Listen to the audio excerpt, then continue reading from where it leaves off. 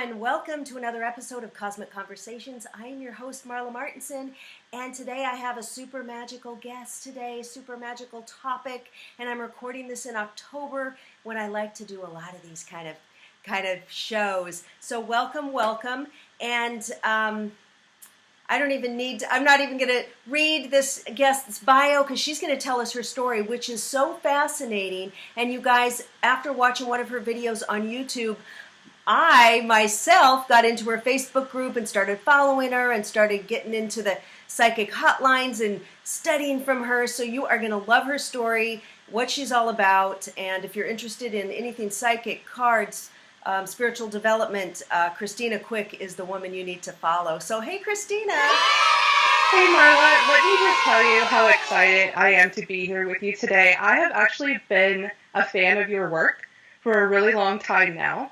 So it's actually a special treat for me that I get to be here and share this time with you. And I'm just so excited to share my story because I know in my heart of hearts that there are so many people out there that they need to hear this information. Yes. And so I'm just extremely blessed to be here with you today. And I'm excited to talk about this because I've been celebrating 10 years that I left my J.O.B. and was still in the same field, matchmaking, but I went out on my own as a solopreneur and now have a partner and an entrepreneur. And as you're going to tell your story, there's nothing better than working at home in our yoga pants, or if we really want to, our pajamas, or don't have to do even our makeup, we can take our laptop and go anywhere. So tell us about how you got, what happened. I look pretty today, but believe that this is not a normal day-to-day thing, right? Like I'm wearing my pretty shirt, my glittery shirt, and my makeup and things like that. But honestly, days pretty much just look like yoga pants, a comfortable t-shirt, Netflix on one screen, psychic hotlines on the other, and my hair in a messy bun. And that's just basically how I live my life. But it didn't start out that way. I actually started in the beauty industry. But I'm getting ahead of myself. So let me just introduce myself really quickly, and then we'll get into it. So hi, everybody. My name is Christina Quick, and I am a divine life purpose coach, and I specialize actually in psychic business mentorship. So in a nutshell, what I do is I do a lot of things, but what I do is I help people discover their higher calling. And then what I do from there is I help them actually monetize their psychic abilities and their sacred gifts so that they can embody their divine life purpose in its fullest expression. And which that often looks like is doing healing work or psychic services as a full-time profession. And in a lot of cases, it looks like actually leaving your 9-to-5 job to pursue something that has more meaning. And so what I do really does have a ripple effect. Like everybody I go out and inspire then goes out and can inspire others. And it's just an amazing journey that I've been on that I never really thought that this would be my life, but here I am. And so it's just really interesting how all of these events have kind of been a catalyst to where I am today. And at this point in time, I'm actually celebrating 10 years.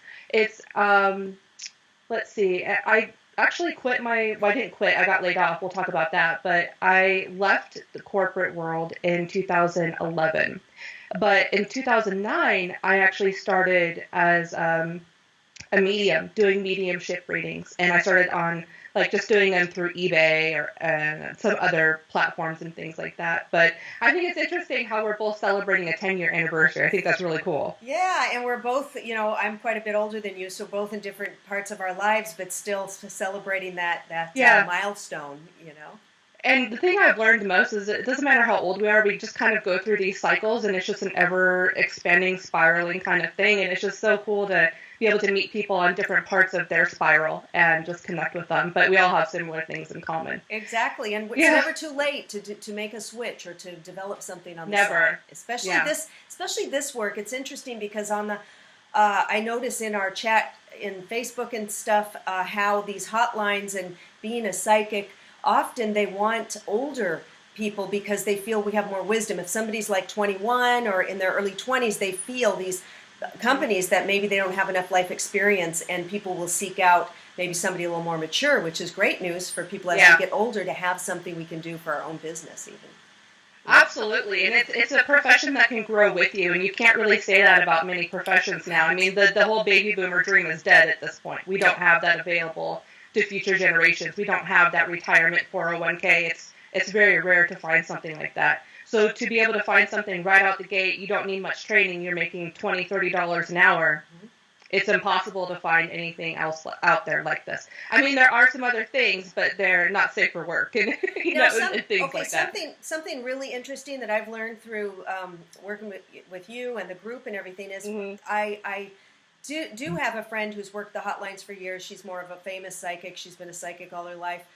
And then I thought, okay, to be on a hotline, you've got to be like psychic, like, crazy psychic, like, yes. And then it's not really the case. Yes, you have to know what you're doing and be intuitive, but you don't have to be like some famous psychic to predict world events or something to be able to be on there and help people and pull some cards and give some answers, because that stopped me from even attempting for years.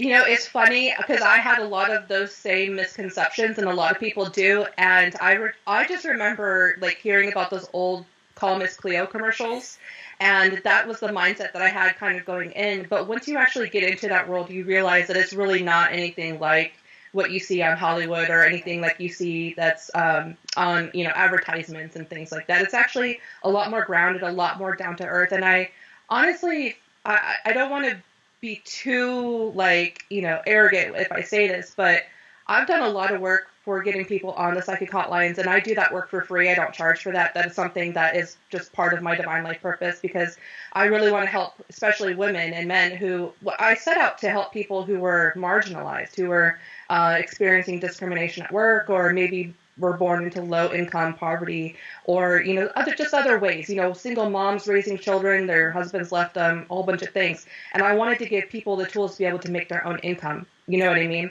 And so that's where I really, really started with it. But it's definitely morphed and changed into something even greater than that. And so the psychic hotlines are a great way to kind of get your foot in the door, where you can start activating some of these gifts and kind of get paid to learn as you go, which is another great part about them. But I don't want anyone to think that the psychic hotlines are the end all be all, or the only thing that you can do. They're just a stop on the journey. And once you get started, you'll see how much potential and possibility is really out there for you. So I want to talk real quickly about what a divine life purpose is, and does everybody have one? Because I know everybody's probably asking that question, or they felt like they're maybe at some point, and we go in these waves, you know what I mean? Like we sometimes feel really connected to our divinity, and sometimes we really don't feel connected to our divinity. And it's really difficult to kind of figure out where we're at with that. And does God have a purpose for us, or a creator, or goddess, or, universe, whatever you are aligned with? And to put it simply, your divine life purpose is literally just the path or the journey that you take to make this world a better place for everybody in it. That's really it. And so how that divine life purpose is expressed is up to each individual to create for themselves. So psychic hotlines were maybe one way to express that. Becoming a psychic off the hotlines is one way to express that. Becoming a Reiki healer, one way to express that. So there's a bunch of different ways. And so what makes the divine life purpose different from just, say, like a regular life purpose is it's rooted in three things. So the first thing it's rooted in is faith in and surrender to a power that is higher than ourselves. Number two, it's the belief that the universe is inherently good and conspiring to create goodness in our lives, which is really difficult to believe for a lot of people, especially if you have been someone who has been marginalized in your life in some way, shape, or form, or experienced trauma, and we're going to talk about that too. And number three, it's the globalization of this inherent goodness that is expressed through your work on your time on Earth, right? So while some women might find that their life's purpose is in rearing and raising their own children, their life purpose is to be a mother, right? But their divine life purpose might be to work with certain charities for, say, childhood cancer, or victims of domestic violence, right? Or even teaching yoga or mindfulness to parents and their kids, and not just their children, but working with your life purpose in a more global kind of divinity, divine way. And what this basically does is it speaks to the global impact of our life purpose, right? So you have your life purpose, and then you have your divine life purpose, and that's like how you make the world a better place, right? So the truth is everyone actually has a divine life purpose that they can activate, or it can actually be activated from outside, from a catalyst outside of yourself. Most people I talk to, it's an outside catalyst, right? Or it's a combination of internal and external forces in someone's life. But here's the thing, Marla, is that not everybody is brave enough to pursue it, right? Yeah, that's true. Yeah. Because at the beginning, there's this perceived loss of fear or this perception of rejection. You know what I'm talking about? Yep, Yeah. absolutely. Absolutely. Yeah. And so what I mean by that is right now, as we exist right now, the people that are driving to work, they're going on their lunch break, they're probably listening to this while they're at work, or they're listening to this while they're putting their kids to bed, wherever you are, is that we live in a fictitious world. We live in a fictitious world set with parameters defined by our parents, our religions, our society, our cultures, and this is what we call the matrix, right? Mm-hmm. Which is basically like this massive simulated virtual reality. It's a construct of the world. And this matrix is really built upon indoctrination and integration. So in the US of A, where I live and where Marla lives, our matrix kind of looks like this. You graduate from high school, you go to college, you get a degree, you get married, you settle down, you buy the house, you go into way more debt and buy the house and have student loans. Then you have kids and you work a 9 to 5 and you hope that you eventually get to a point where you've made enough money you can retire at 65, right? Yeah. That's kind of what it looks like here. That's kind of like what our society and our culture kind of leads us to believe that is your purpose in life, right? So what that's actually doing is it's, one, putting you in a lot of debt, and it's making other people rich, and it's making you a good cog in the system. Yeah? Yeah. And so, you live your life wondering, and you live your life waiting when you're going to have time for you, when you're going to have time to follow your dreams and your interests and your passions. And here's the thing, though. Some people are happy to kind of follow along with this game and just kind of go along with it, and that's okay. Do you know what I mean? Yeah, I mean that's how my parents. Those generations. Now I'm seeing it's changing, Mm-hmm. which I know you're going to talk about. But absolutely, it's just that's what they do, and it's like we call it the Muggles. Yeah, the Muggles, the Muggle world. Yeah, Yeah. And so, if you're watching this video today, you're drawn here for a reason, right? This topic has resonated something deep within your soul, and it's likely that you're here because you realize that there is the Matrix, there's them, and then there's us.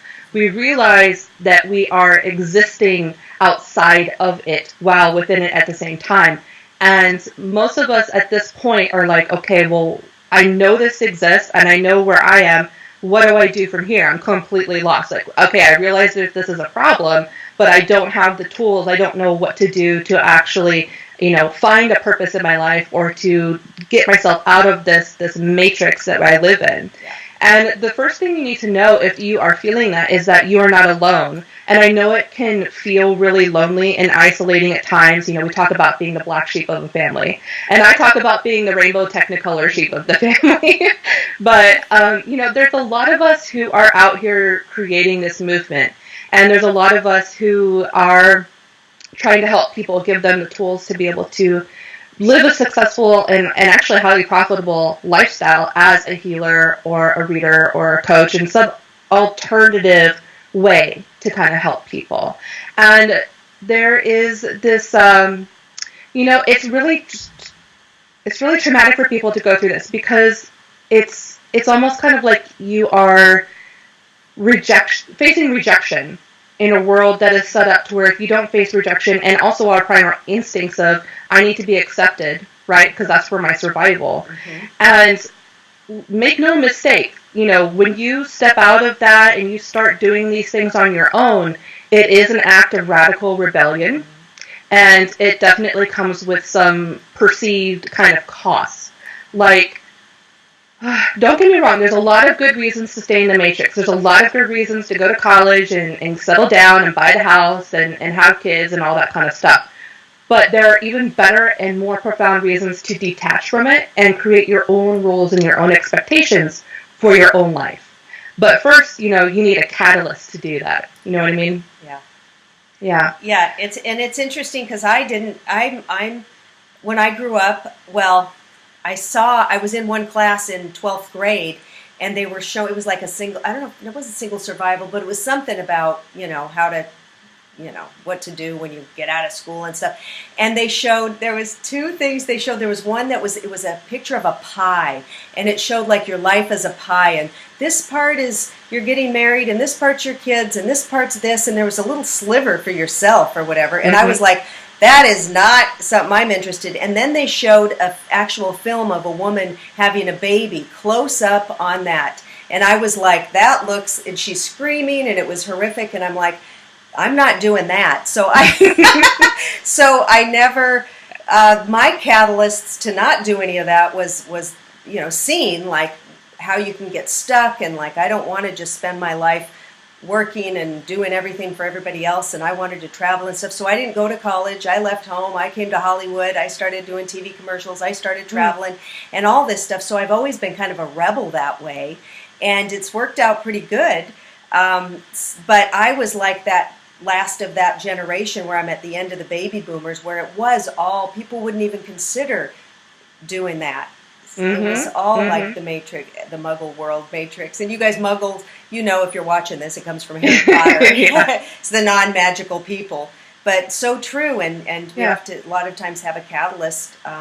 Well, you and I were in our jobs, and then I ended up walking out, but it was a situation where I had no choice, and then you got laid off. But that kind of pushed us. A friend of mine who is a spiritual can't think of the name, but a spiritual counselor. She says, Marla, the universe pried you out of that job so that you would have to go do your own thing and fly on your own. And it was so true, because I wouldn't have just left on my own probably. So, yeah. Yeah, that's exactly it. And that's that catalyst that I'm speaking about. Right. And honestly, there's many catalysts, but it's like the universe tapping on your shoulder. Are you ready yet? Are you ready yet? And it's like, it can happen and happen and happen, and then eventually you crack. And that's that dark night of the soul that we kind of talk about. And honestly, I've had a couple of them, and I'm sure you have too, in different ways and forms. So the catalyst, for one, there can be many catalysts, but the catalyst can happen in a couple different ways. And it's going to look completely different for each individual, And so sometimes for a lot of people, the catalyst is kind of thrust upon them by external forces that kind of wakes you up out of the fantasy of a normal life, if that's not too bold to say that. And most often it's through the experience of trauma, right? And so it can happen usually, for most people I work with, it happens in childhood or in their youth, but it can also be patterns that follow us around into our adulthood and are manifested in certain ways. And we'll talk about that more too. But, as a child, as a youth, this might look like abandonment from a parent. It might look like growing up with addicted parents, or it could look like any type of abuse, honestly, or any type of trauma that's been inflicted upon you by someone in an authority position in your life that you depended on for survival, right? And so then, that also leads to heightened sensitivity, psychic ability activation in children. And it comes about as a means of survival, because when we're young and we're experiencing trauma or abuse, we need to be able to read people empathically and to intuit things about our surroundings to keep us safe. Yes. Yeah. But it can also happen much later in life. Some of my clients actually have the picturesque childhood, like they didn't go through any type of trauma growing up. But then they go through something quite traumatic as an adult, such as like a near-death experience, or they go through like a bankruptcy or divorce, or being laid off of a job that they spent 20, 30 years at, that they gave their life to something, in faith that they would get something out of it in return, and they don't. And what happens is that when that happens, our perception of the world and life and all of the matrix parameters that we've been programmed into, it kind of shatters, right? And so we're kind of left to kind of pick up the pieces and try to get this new dose of reality to work with this flawed construct of what we were given at birth and indoctrinated into. And then we realize we've been mashing puzzle pieces together to get them to fit, all the while realizing that we've got two different puzzles that we're trying to turn into one puzzle. You know what I mean? Yeah, exactly. Yeah. And so my personal catalysts are many, but I'll talk about just a couple of them today, and maybe some things like if if you are following this interview from my channel, if you're one of my followers, you probably realize a lot of this stuff is stuff that I've talked about before, but just in different broken pieces of it. And maybe one day I'm going to take inspiration from Marla and publish my own memoir. Maybe one day, yes, where I have all of the juicy detail in one place. That would be quite a goal, wouldn't it? Yes, I see you doing that, because you are so smart and you so detailed that absolutely I see that for you. Oh, yeah. Thank you. And so my major catalyst, or wound as you might hear me call it or others call it, was first through abandonment, and that came through the father wound, which basically set me up for the first 25 years of my life repeating the same patterns to kind of validate that I was unworthy. And so this kind of looked like anytime I made a close friend, they would up and move away suddenly, or in my late teens and early 20s, I would attract men that I knew that would cheat on me and would inevitably abandon me, but activated some level of savior complex within myself. So that was the energy, thinking about it empathically, that was the energy that I was feeding off of, because I was getting that validation that I was unworthy, but then also trying to save them, and just repeating that cycle. And I'm sure you know exactly what I'm talking about. Yeah, you've done that? Yeah. Oh, yeah. Yeah. This is my third marriage, and Yeah. I'm now in my 50s. I'm clearing all that stuff so that I don't keep continuing on that pattern. And it's deep work with plant medicines, with shamanic journeys, with a lot of stuff. And I spent thousands on therapists, on not regular therapists, but spiritual therapists, all healings, thousands, until now I found I had to go deep. And it's finally clearing out. From the beginning, you had to go from the beginning. Yes, past lives even I've been clearing.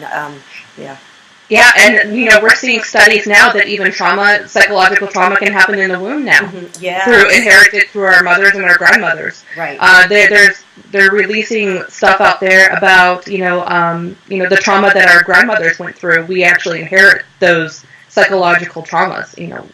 Just from being born from that lineage. And then we could talk all the time about like ancestral karma and clearing ancestral karma and things like that. But yeah, it goes deep. It goes deep is what we're trying to say. And that was really my first catalyst, but there was a lot of catalysts, honestly. And then in my teenage years, it looked like my father struggled with addiction his whole life. He eventually overdosed and he actually died. And that, honestly, it bothered me for a while.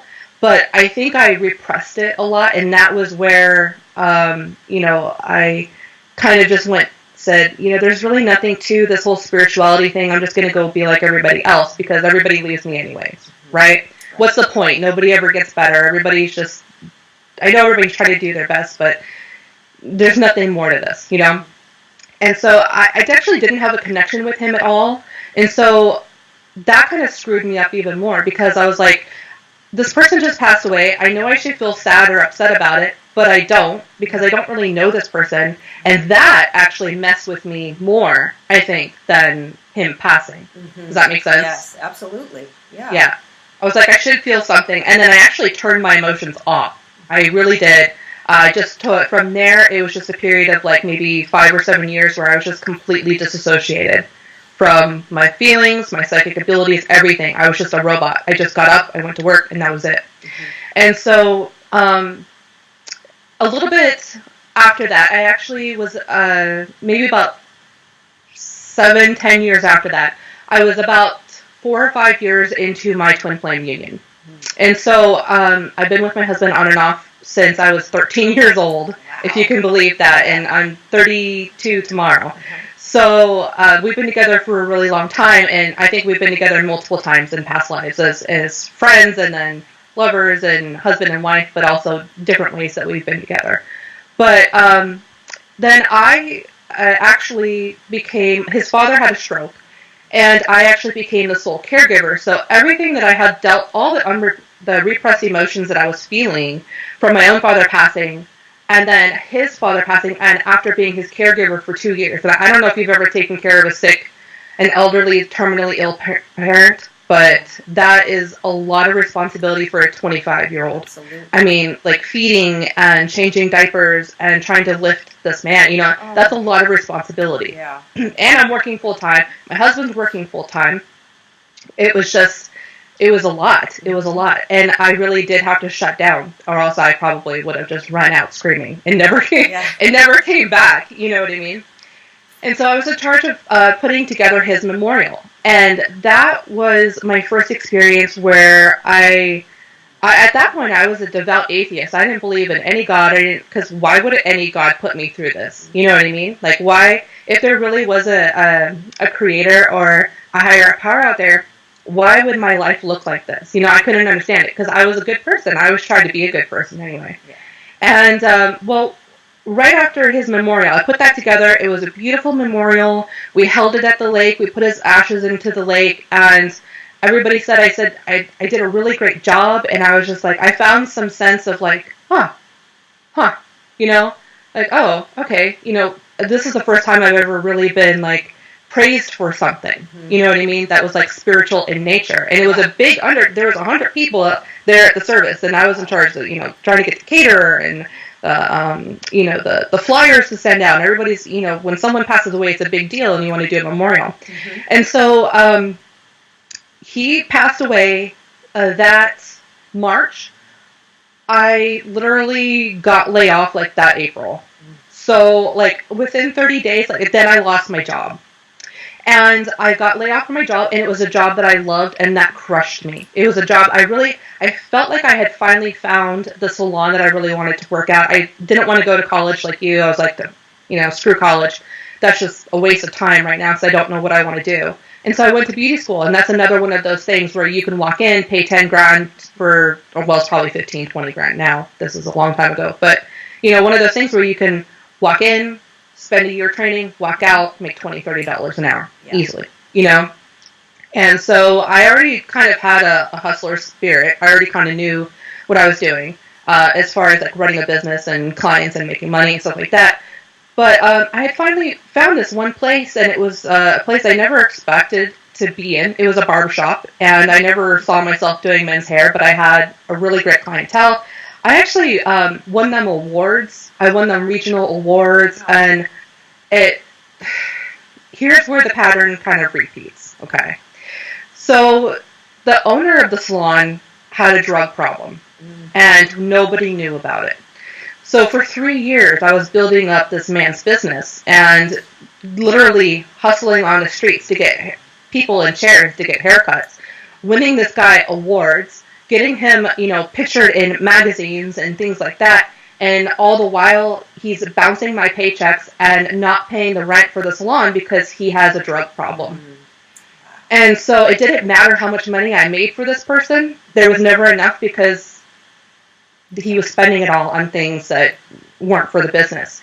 And so all of those feelings, right? All of the feelings of abandonment, the feelings of dealing with a drug-addicted parent, that all came flooding back. And like an egg, I cracked. I literally cracked.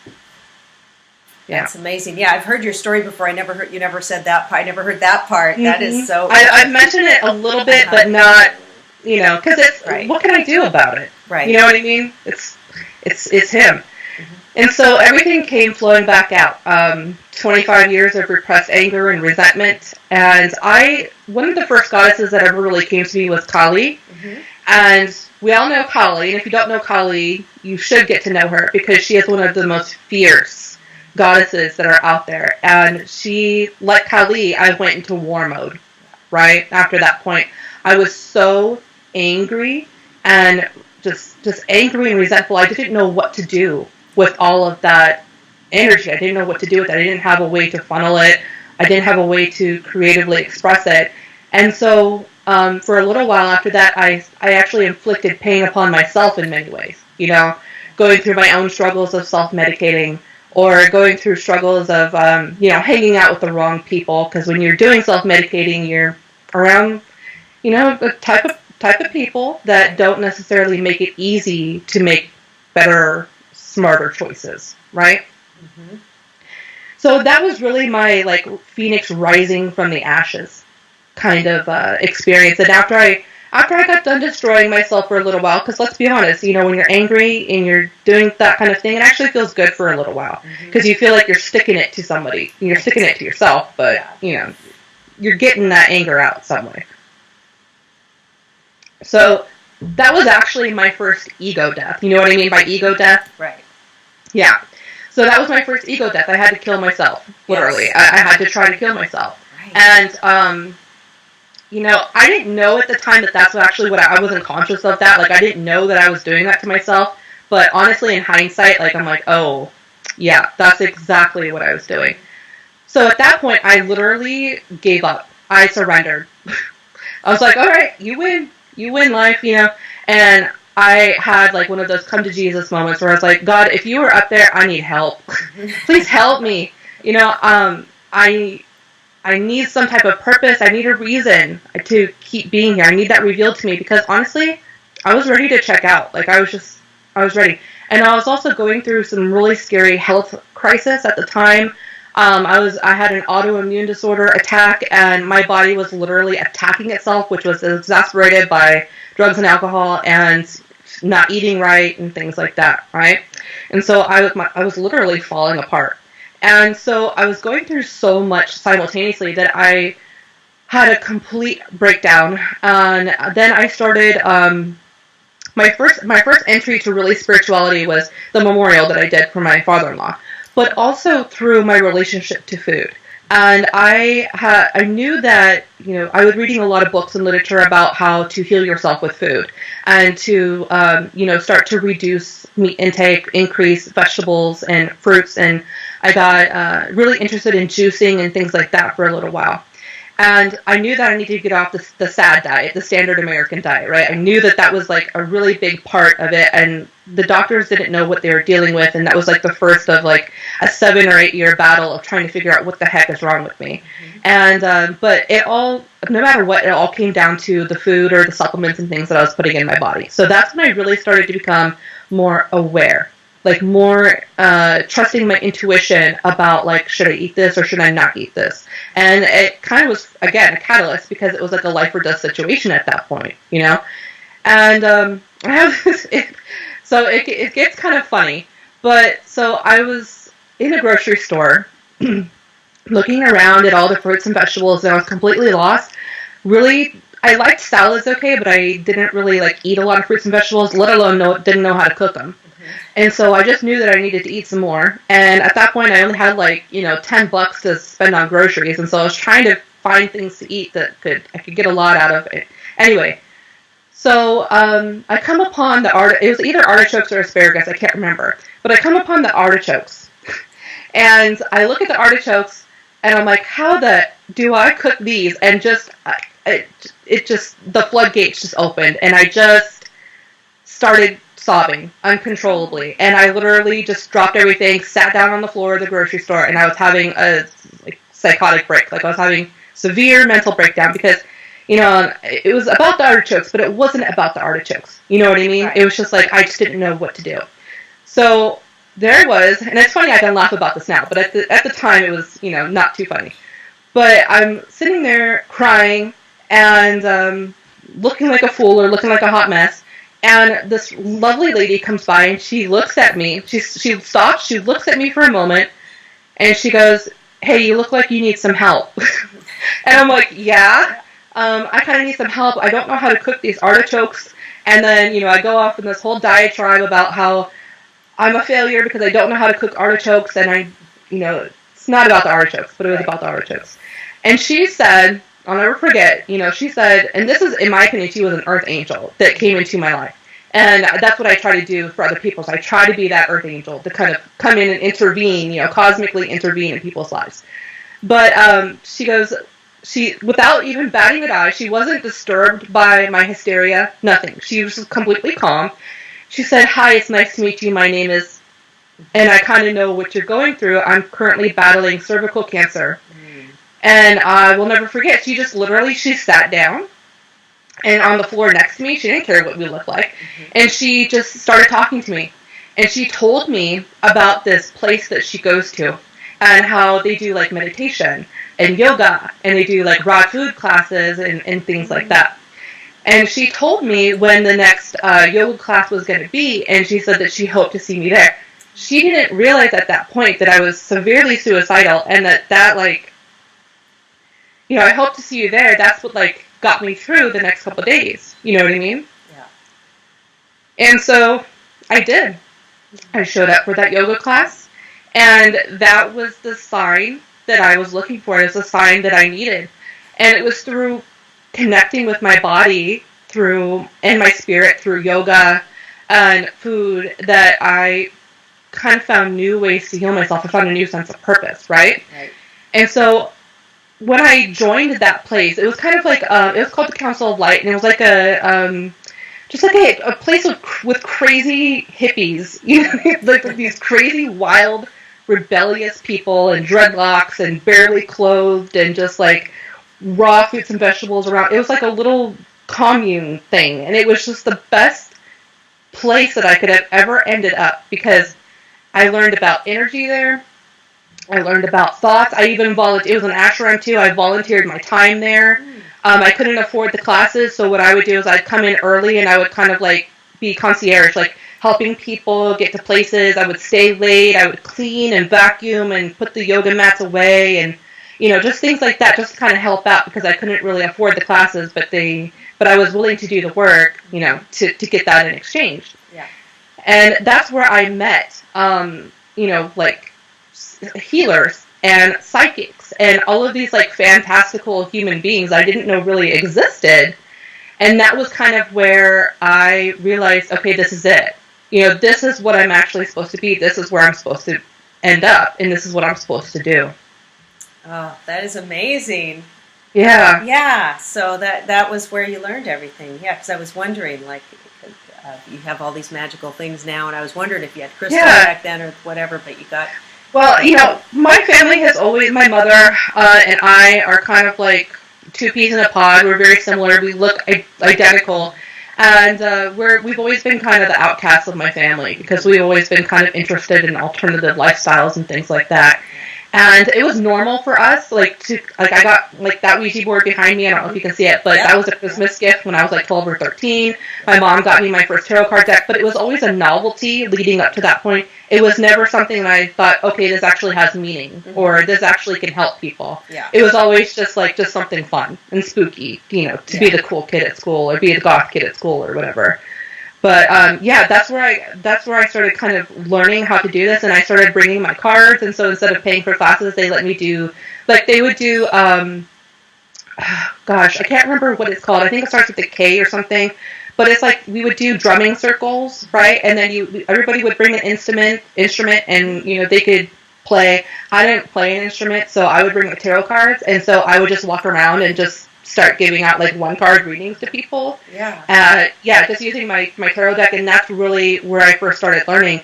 And then it was a little bit after that I actually Googled psychic hotlines and decided to start getting on them. And I actually was thinking about those old Call Miss Cleo commercials. Yeah. I was like, I wonder if that's a thing, you know, and to my surprise it was. And so I literally just typed in psychic hotlines on Google, and I applied to the very first one, which happened to be Keen, which was the best one that you could possibly get on.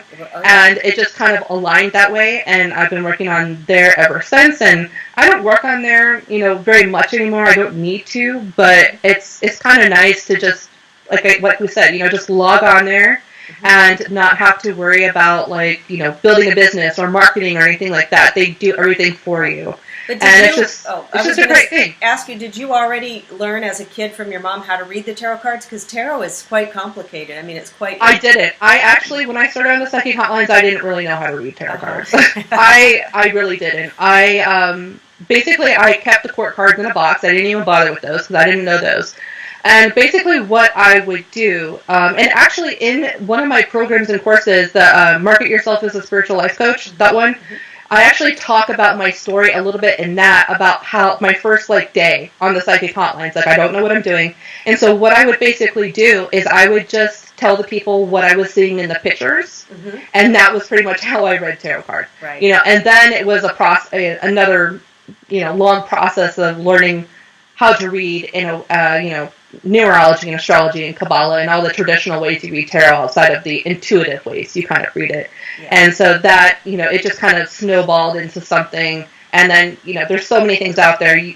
It is a lot to learn tarot in the beginning, but honestly, I would say spend a year doing readings on it, working with people, especially on the psychic hotlines, and you'll be like, why was this even so hard to begin with? And then you'll start looking for more interesting and more difficult ways to do divination. And the best case scenario is that you don't need those tools, and you can ultimately just use your own psychic abilities, which is kind of where I'm at now, which is a really awesome place to be, because honestly, I never thought I'd get to this point. Yeah, it's amazing. And what I do is I do this thing where I'll pull cards from like 4 different decks. Like maybe I'm going to pull 3 from this one, 2 from this one, and then I pick, and it kicks in my intuition, and it's really great. It's really fun that way. But what I was surprised about after being in your group and watching your videos was I had no idea there's all these hotlines, which they're not really lines anymore like a phone line, but they're apps. Apps, the one that I am on, Purple Ocean and Purple Garden, it's an app on the phone, and you just turn on your light on the app, yes, I'm available, and dring, it starts ringing, and you go and you text or do a video, or I was like, wow, I had no idea this whole world was out there. There's a lot of them. Yeah, there's a lot of them, and it's definitely changed over the last 10 years, absolutely. When I first started, and that's why I do so much work on just giving psychic information or psychic hotline information away for free. It's because I literally had none of that. I didn't have any help for the first 2 or 3 years that I was on the psychic hotlines. There was no support group like I have. There was no YouTube videos. There was no information anywhere, and I was just literally just figuring it out on my own. And I'm surprised that I stuck with it because it was difficult, but at the same time, I think looking back now that it couldn't have gone a different way. It had to be like this. Yeah, because I'm so glad I have your group and your courses and all that, because it's tricky. There's some things you can't say. You got to be careful. There's all these little nuances that you really kind of want to know on there, and delicate things. We were talking about the most common questions that we get, and how to handle those, which is it's always funny because whenever I see anybody complain about how things are, I'm like, oh, sweetheart, you don't even know how bad it could be. You know what I mean? And it's a lot of fun. It is really a lot of fun to do the psychic hotlines. Yeah, but you guys, the most common questions we get is women calling or texting in, will he call me? Is he thinking about me? Is he going to come back? What is he thinking? Does he like me? Do I have a chance? All of those kind of things, and it's really a perfect match for you, because you come from this background where you've already built up a tolerance for these kind of questions, and you have a lot of really great insight, and you're passionate about it. So I can only see how this would just benefit you to work on the psychic hotlines, especially with this level of demand and these types of questions that we deal with. Yeah, and I didn't realize that there are thousands of people calling into these hotlines or logging in every day, right? How many would you think? Millions maybe every day, or thousands? Like on a daily basis? Yeah, I would say probably between 100,000, maybe 250,000 every single day. Yeah. Yeah, looking for answers or looking for support, or just... what would you say the average person going on those, what are they really wanting? Because I think you had said they just want to know everything's going to be okay in the end. Yeah, what it is it's really a cry for help. And so what it is it's usually when people reach out is that they're at a crossroads in their life, usually. They need to make some decisions in their life. Let's say, for example, it's someone who's in a relationship and they kind of suspect that maybe there's some infidelity or something like that, and they want to contact a psychic to kind of work through that. Chances are they already know the reason why they're calling. They already know that there's that kind of suspicion, and what they're looking for is that confirmation and that validation. And if they can't get that, at the very least, someone on the end of the line who actually cares about them, who is dedicated to listening to them, and is just a support on the other side, and so they don't feel so alone. Because some of these women, they can't. Some of them are in arranged marriages. They can't talk about it with their family and friends. Some of them don't have any friends or family to talk about because they've isolated for various reasons. Mm-hmm. And then at the same time, maybe, they talk about it with their family and friends, and their family and friends are tired of hearing about it. And so who else do you have to talk to? And so your psychic on the other line becomes basically your BFF. It becomes that person that you can pretty much take anything to, and hopefully in a non-judgmental type of scenario, and get that help and that comfort, and just basically just reaching out for someone on the other end of the line and someone being there. Because when people call the psychic hotlines, most of the time they are at a very low point, and they're at a low point, and they're coming from it's almost an energy of desperation. Right? They're just looking for something more to kind of hold on to. And I really can empathize with people on the other end of the line, because I know exactly what that feels like, because I've been there. You know what I mean? Yeah. And if you've never been there, that might be annoying or difficult for you to kind of deal with. But if you have been there, you know exactly what they're going through, and you know that they need help, right? Mm-hmm. It's interesting, because sometimes I will get, now at my age and experience and all of this, it's like when somebody says, when's he going to call? Or at first, when I first think about it, it's like, what? But then I think about when 20 years ago, I probably would have called. I was asking, why isn't he calling? Do you think he'll call? I was in the same exact space. Yes. So to be successful in the psychic hotlines, you really have to remove yourself from the situation. You really have to emotionally detach. Otherwise, it's probably going to be difficult for you. But the psychic hotlines are one of those things that will force you to grow and force you to evolve. And if you can hack it, and you can hang on, and you can go on this wild ride and learn something from it, you will be a better person by the time your journey's over with it. And you can I love this story when you said you first started, you were like, wow, I just made $40. I can go buy groceries. Yeah, and so I was looking around at other jobs, and I was like, okay, I was applying to Hobby Lobby. I was just applying to anything, because we literally were living off of rice and beans, and that was pretty much it. We had no money, and my husband actually got fired from his job a little bit after I got laid off. We got kicked out of our apartment. We got evicted. We had to end up living in my father-in-law's house that was just a mess from him not taking care of it for the last year, and the plumbing, it was just a disaster. And so I'm just trying to survive at this point, and the only thing I have to really be grateful for is that I have a roof over my head, and that was pretty much it. And so when I first started, in my office, it was literally just 4 white walls and a computer on the floor and my tarot card deck, and that was it. That's all I had, and I was on the lowest internet plan. I mustered up $40 for 30 days of internet. And, so I logged in, and within the first hour, I had made 15 bucks, right? And I was like, holy crap, you know what I mean? And then by the end of the day, I made $40, and I was like, I'm not gonna go apply to anywhere working minimum wage ever again.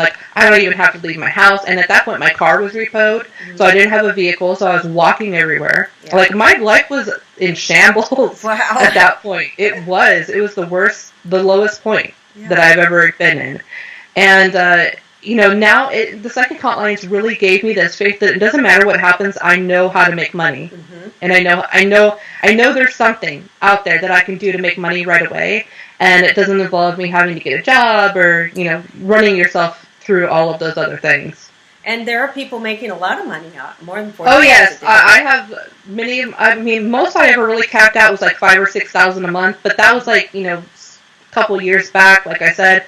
But I have some clients that are bringing home $8,000, $10,000 a month. But again, these are hard workers. These are people that work probably 8 to 10 hours a day.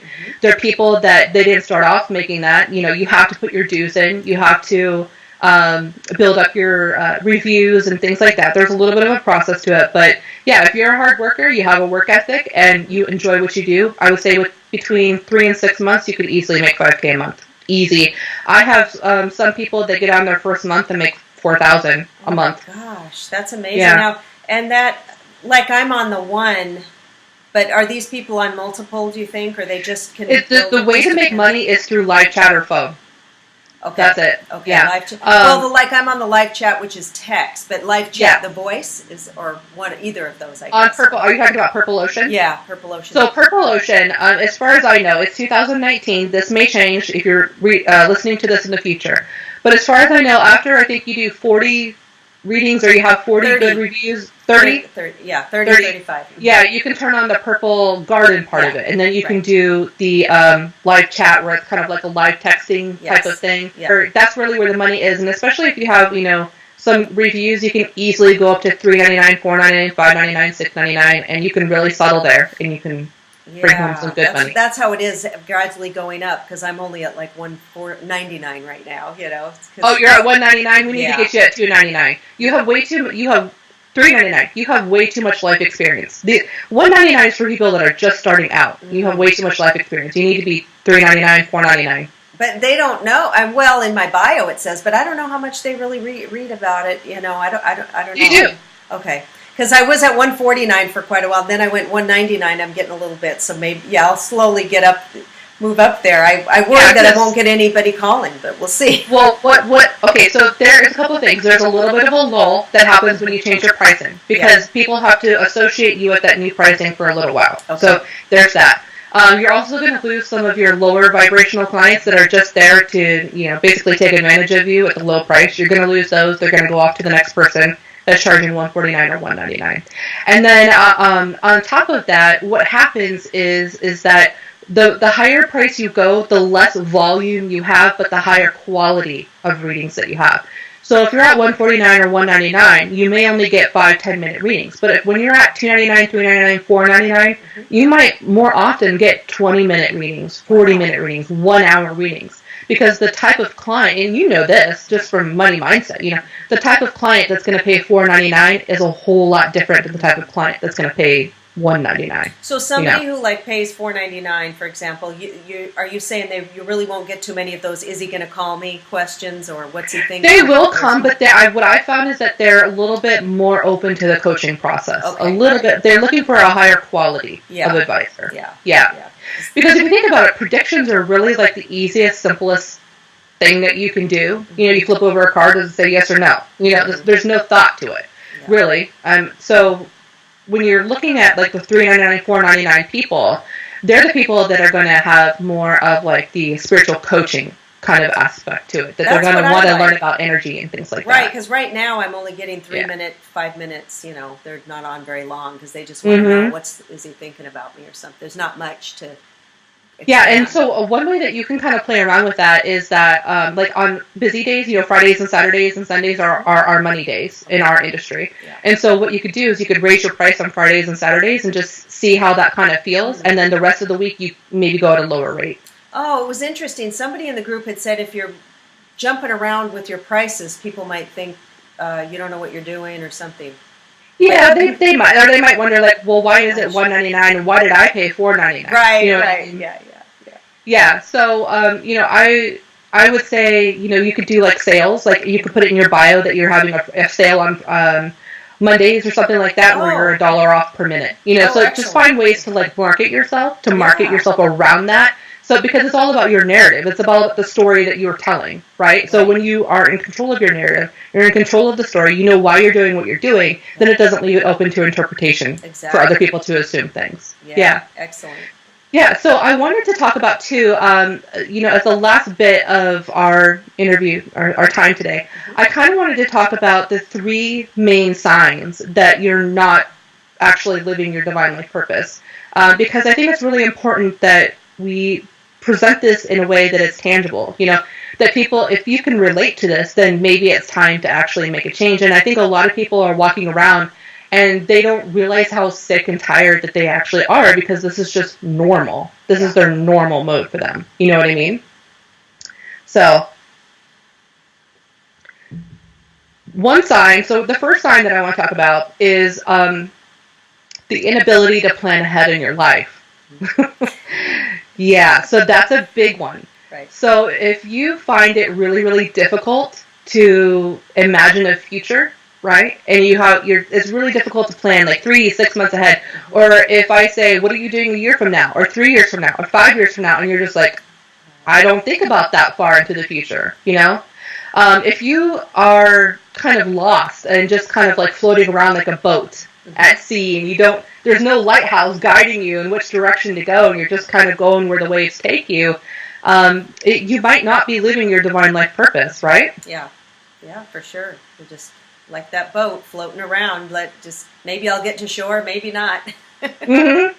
And what I see it as mostly manifest as people living in the past, or kind of yearning for those good old days, Right. or even thinking that our best years are even behind us and that there's nothing that we can do in the future, right? Yeah, yeah. Things always look greener backwards, looking back. Yeah. Even the stuff that deep in your heart was not a good situation or good time in your life, but you somehow romanticize it because it's nostalgic, things like that. I romanticized kids I went to school with and stuff when even it was, I've got just as good friends now, but I'm like, you feel this nostalgia. It's so true, just from childhood or something.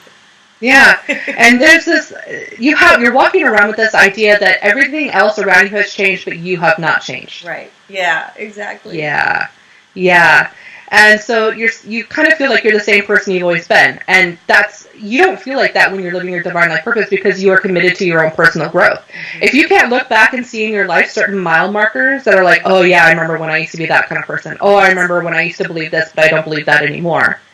If you don't have those, you don't have any personal growth. You don't have any spiritual growth going on. You're not tapped into your divine life purpose. So if you have extreme difficulty in planning out, thinking about how far ahead, and you just kind of feel like you're going wherever the waves kind of take you, and a lot of the time you don't feel like you have control over that. There's this feeling of like you lack control.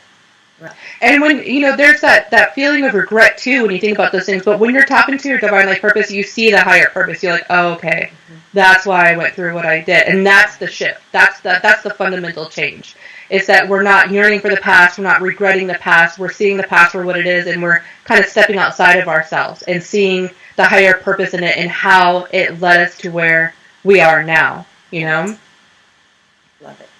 Yeah, and it was really funny because, so I'm turning 32 tomorrow, and when, how on Facebook it shows you, like, you posted this 5 years ago or something like that.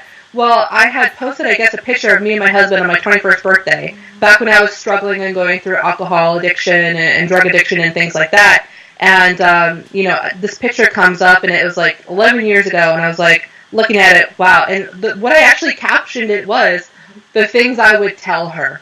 You know what I mean? Because there's just so much that I wish I could go back and say to myself, but at the same time I'm like, no, I really can't, because if I go back and I change anything, I might not be where I am right now. I don't want to do that. Right, absolutely. Yeah. And it comes with some level of self-acceptance, and that's really big. Mm-hmm. We're all here to learn and grow, and if we all came in with these perfect lives, like, rainbows and unicorns, we wouldn't have to be here. That's what Earth is. It's a tough, kick-ass school. And the reality is we find a way to sabotage it anyway. Yeah, right. First world problems. Yes. Right? Yeah, first world problems. Your latte wasn't hot enough. I know. Or, Jamie's talking crap about you behind your back. We would find ways to sabotage ourselves, for sure. Totally. So that was something that was really important for me to learn, too. No matter how bad your life gets, no matter how good it looks, you're still you. Yeah. You're still you.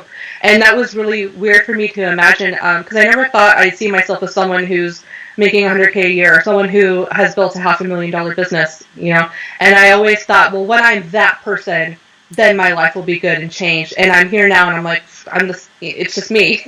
It's just me. So...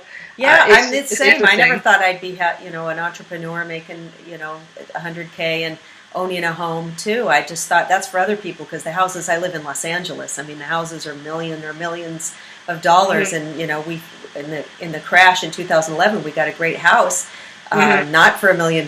We got a really great deal with a swimming pool and 3 bedrooms and everything I dreamed of. But I also had that, I can't get that, or it was weird. Even I don't know why. And but you can. You can. And another thing I've learned from that is that it's never enough. There's always something more out there that you can have or buy or aspire to. Yeah. And so that was really important for me, because I thought, I'll be happy, I'll be satisfied, I'll be content. And that's just not the truth of it. There's always something more. Yeah, otherwise we might as well die, right? Yeah, I mean, if there's nothing more to aspire to, then you should probably 6 feet under at that point, or on your way. Right. Yeah. So number 2, another sign that you're not fully living your divine life purpose is that your job or your work makes you miserable. Oh. Yes. And that's a really big one. And I think everybody can relate to that. Yep. Yeah. Or those bosses, you go in, the work might be okay, but you work with some crazy people or the boss. There's always somebody, wherever you work for somebody else, there's always somebody that's unbalanced or mean or grouchy or... I can't tell you how many jobs I've quit just because of the people. Not the job, but just because of the people. Right. Yeah, for sure. And so what this actually manifests as, like, if you have kids, you're missing out on their baseball games, or you're not able to attend the recitals because you have to work and you have to make someone else rich, you know? Yes. And so what it feels like is you feel like the world's just kind of passing you by at lightning speed. You know, your kids are this age and now they're grown, or you suddenly find yourself and you're 55 years old and you're like, well, what the heck just happened? You know, like, where did it all go? Maybe I have accomplished some things, and maybe I've accomplished that I'm a mother, or maybe I've accomplished some level of career success, but when it comes to actually accomplishing something that's going to stick after I'm gone from this earth, I've accomplished nothing, right? And so there's this phenomena that happens, and it's highly scientific. Maybe you've heard of it, but it's called the groundhog phenomena. Oh, yeah. Where you just literally, like, and I remember going through this. Like, I would be at work, and I would just kind of, like, wake up all of a sudden out of a haze, and I'd be looking around and be like, did I go home last night? Did I eat? How did I drive here? Have you ever just driven somewhere on autopilot? And you're like, you're like, how did I get here? Yeah, scary. Yeah, and I used to drive an hour to work, to and from, you know, an hour to and an hour from. And so there were many times where I would just end up in my driveway and be like, just on autopilot, you know, I'm totally not conscious of what's going on. Right. And I think a lot of people do that, and you're like, wait a minute, what day is it? You know, and you're stuck in this loop that just kind of plays over and over and over, and you feel like you're caught in this loop, this Groundhog Day loop, because we've all seen the movie, right, where it's the same day over and over and over, and we're caught in this loop, and we're just waiting for a couple things. Well, if you're working, you're waiting for Friday, so you can have your weekend back. And if you're not working, say you're a stay-at-home mom, you know, you really don't ever have a break. Yeah. So it's a Groundhog Day every day for you, you know. And it becomes this period of where you're just going through the motions. You turn yourself off. You're waiting for that compartmentalized time that you can have fun and express yourself and do things, but you're locked into this obligation that you don't really want to be in, and you would literally do anything to get out of, right? Like, how many times do we literally imagine and fantasize about just standing up and saying, I quit, and just walking out the door? You know, you have done that, right? Well, the funny thing, there's two things about this. First of all, the saddest, I always feel so sad when somebody puts TGIF, thank God it's funny, because it's sad. It's like, well, it's just sad that you have to wait for that. And then I was a waitress. I was an actress / waitress for 20 years, and I was like, I just wanted to get out of the restaurant business so bad, and there was always some mean, crazy manager or whatever it was. Yeah. And I used to fantasize. Oh, especially in restaurants, they just run you guys ragged. Oh, yeah, you could walk in, and one day they might say hi to you or not talk to you, and then the next day there's always some people who are... Yeah. Cray. So I used to fantasize about grabbing a bottle of champagne out of the fridge, shaking it up, jumping on top of a table, opening it and letting it go all over, and then running out of the place screaming and never coming back. That was like my little scenario in my head if I was a wild madman. If that's how you would do it, that's how I'd like to do it, you know. But anyway, but I left. I ended up leaving that. I have my whole story in my books. But when I was at the matchmaking service 10 years ago and I left, it was the boss kind of had me up against a wall. It was the whole culmination, though, was somebody came in and pushed me to try to leave, and just different things that I can see were my guides or the universe at work getting me out of there. Because I left and I had not much money in the bank. It was a recession. I didn't know what I was going to do. My husband was furious, leaving a good job in Beverly Hills with health insurance. What are you thinking? And I stayed calm. And then everything, you know, clients started coming to me, and I started my business. But anybody out there who is, like, I think, going through turmoil at work, or things are kind of trying to pry them out, know that it's not just your bad luck. It could be your guides or angels or the universe trying to say, hey, you can do something else. You can do more. This is not good for you anymore. Mm-hmm. Yeah, we kind of feel like the universe is picking on us, like it's singling us out and trying to make us miserable intentionally. You know, that's what it kind of feels like. but it's not. And you're exactly right. It's literally the universe tapping on your shoulder, asking you, "Are you ready yet?" Right. You know. Right. And it's profound how it happens for each individual person, and it's so interesting how our stories are so similar, right? Exactly. Absolutely. Yeah. Yeah. So the third sign that I want to talk about today is that there's this feeling of never being completely satisfied, and that's a really, really big one. Mm-hmm. So when we think about happiness, we think about happiness as this abstract topic. I mean, what is happiness, right? Happiness looks so different from everybody, and you can be happy in one moment for one thing, and then in the same moment your happiness could change, right? It's like it's this abstract kind of fleeting kind of feeling that we kind of get from superficial achievements, right? Like, oh, buying the new iPhone, or waiting for when the next season of our favorite show is going to come out. Like, like if that's the most that you can plan ahead, then there's an obvious problem here, right? We're not living to our fullest capacity because there's definitely more out there than that stuff. And so what it really feels like is that feeling of emptiness. Like we try to band-aid it with things, and we try to band-aid it with people. But at the end of the day, we still find ourselves unhappy. And kind of like, what I was really talking about earlier, like, if we find that our circumstances change, but we're still unhappy, we're still that same person, then chances are we're definitely not living our divine life purpose. Because the divine life purpose allows us to step into that higher version of ourselves, and it inspires us to create our own happiness and create our own rules, our own expectations, our own ideas of values, beliefs, morals, those types of things. And it's like, it's just a journey of rewriting your narrative, rewriting your story, and that it's really about giving yourself control, because I think that's what most people are authentically happy about or feel satisfied with when they are in control. Yeah. Do you kind of agree with that? Yeah, and it's interesting what everybody thinks success is. Or so when I was working at the matchmaking firm in Beverly Hills, and I was burned out, and my arm was hurting from the mouse and shooting pains, and I was tired of getting 2 weeks vacation a year, and I had to ask, can I come in late on Friday because I have a mammogram, or can I, it was just like asking permission. And I was in my 40s at that time, getting very resentful of the boss you working 3 days a week, or which they had the right to do, it was their business. But then I was living in an apartment building with my husband, and there was a friend of mine who lived in the building, and she had retired early and saved money, and she had her own schedule, and she had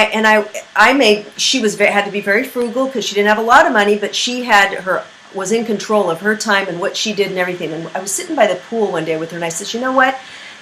You are success. This is success. You are the one who's successful. I may make more money, but you control your own schedule. No one's pulling your own strings. No one's telling you what to do. And I kept that in mind. For me, the definition of success was being able to make your own schedule and not have someone pulling your strings. That was for me, which I was able to get out of, and now I pull my strings. Yeah. And it's interesting because you can always have more money, but you can never have more time. And so time is a commodity that we have a very limited supply of. And when you are in control of your time, that is what translates to freedom and liberation, which is ultimately going to make you happy. Well, thank you so much, Marla, for having me on today. Thanks, Christina. Yeah, there's so much to talk about, and your videos do tend to run long because you've got so much wonderful information to give, and it's so great. Which is funny. I dropped out of college when it came to the public speaking part, and I think that's like literally all I do anymore. And it's just funny because the universe is like, it just shows you the way, and it just says not that way, know.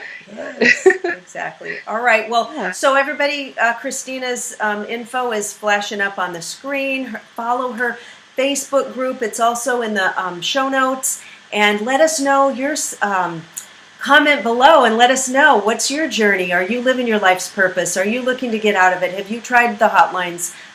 Talk to us. Let us know what's going on in your life. We'd love to know. And hopefully I'll see you in Christina's group. And she's got a lot of amazing courses, very reasonably priced, so much content and in-depth. I've purchased a couple of them, and they're so great. So be sure to check out her website with all of her offerings. There's a ton of free stuff. And we're both here to support you. So much love, everybody. Bye. Thanks, Christina. Bye.